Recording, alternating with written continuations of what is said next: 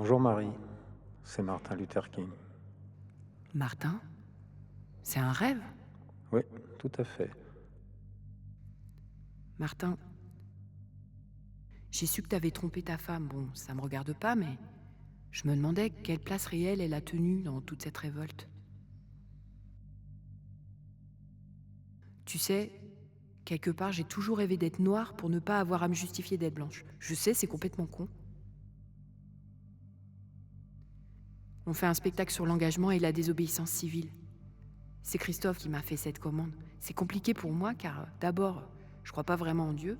Enfin, je crois en quelque chose, mais quand j'entends les paroles des prières, Seigneur, donne-nous et tout ça, ça me met mal. Il y a tant de poussière, de frustration, de culpabilité, de non-dit, de honte, de honte, de honte d'être une fille qui sont reliées à ces prières dans mon imaginaire. Des bouts de mots que j'ai peut-être entendus ou ressentis sous un drap, d'un ennui profond aussi, quand j'ai assisté à des messes, car ce qui est dit n'est pas incarné. On ne l'entend pas. Les cantiques, les voix grêles et blanches, sans chair, sans sang, sans âme, sans rien qui m'interpelle. Tout est fade et fétide et factice. J'entends pas le message du Christ, j'entends que des humains palichons.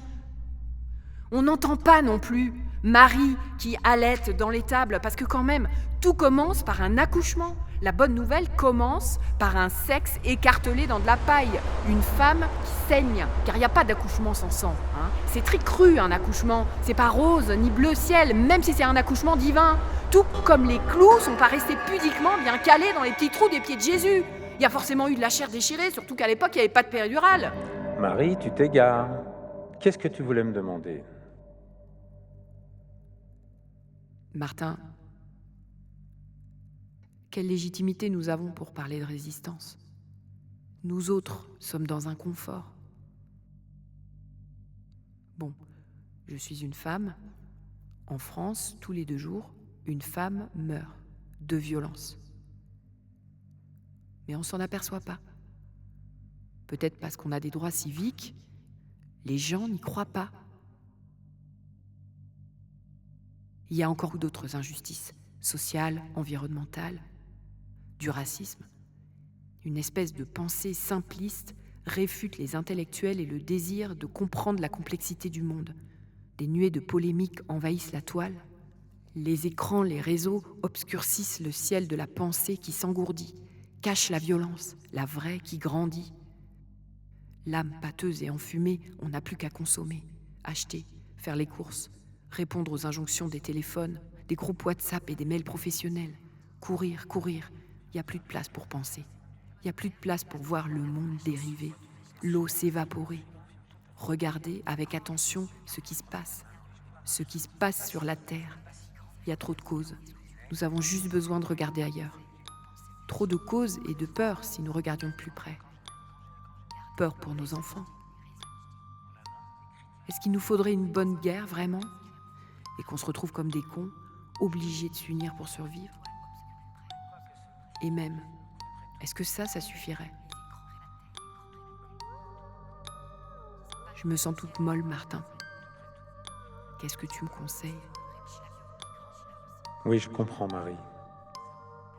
Tout a l'air bien compliqué chez vous aujourd'hui. Mais vois-tu, tout a toujours été compliqué. Ne crois pas que cela ait semblé si évident à l'époque. Il y avait des nègres qui pensaient sincèrement qu'on devait rester en l'état, que c'était pas si mal, qu'après tout on était bien inférieur puisqu'on s'était laissé faire, que Dieu l'avait voulu ainsi. Car Dieu ne résout rien, Marie, comme il n'est pas là pour confirmer ce qu'il a dit. Moi, je m'en suis tenu strictement à des valeurs qu'on ne peut pas récuser. L'amour, marcher main dans la main avec nos frères les Blancs. Qui peut critiquer ça? Et pourtant, j'ai été critiqué, que ça n'allait pas marcher, que j'étais invendu. Et quand j'ai appelé les enfants à se soulever eux aussi, qu'ils risquaient d'être battus, mis à terre, plaqués contre les murs par les lances à incendie. Des enfants morts, il y en a eu. Est-ce que tu crois, Marie, que ça a été simple? ma femme, Coretta, était une grande militante. Oui, je l'ai trompée.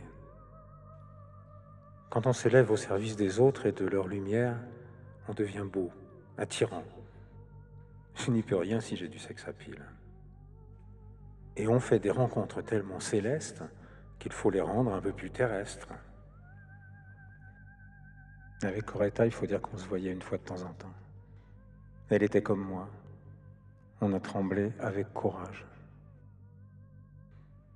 J'ai répondu à tes questions ?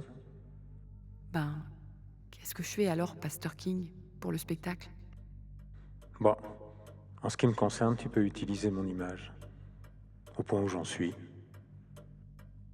Et sinon, tu diras aux spectateurs, pour changer les choses, il faut créer un état de crise. C'est ça, la stratégie. La crise ? Pasteur King ? Oh, il a disparu.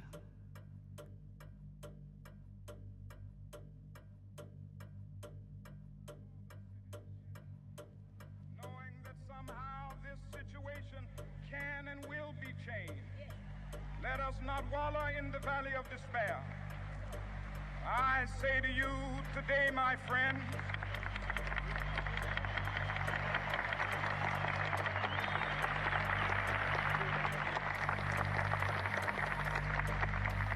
so even though we face the difficulties of today and tomorrow, I still have a dream. It is a dream deeply rooted in the American dream. I have a dream that one day this nation will rise up and live out the true meaning of its creed. We hold these truths to be self-evident, that all men are created equal.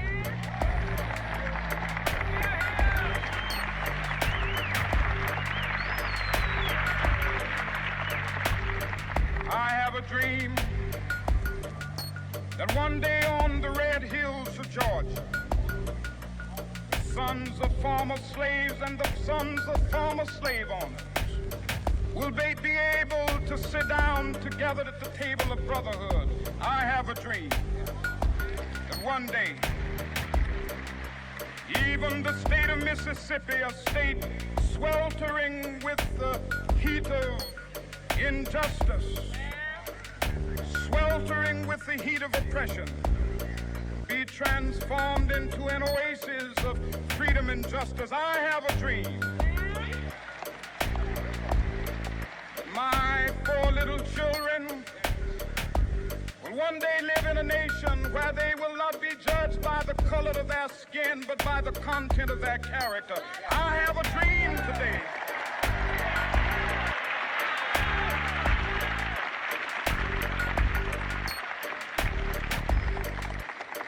I have a dream that one day, down in Alabama, with its vicious racists, with its governor having his lips dripping with the words of interposition and nullification, one day right there in Alabama, little black boys and black girls will be able to join hands with little white boys and white girls as sisters and brothers. I have a dream today.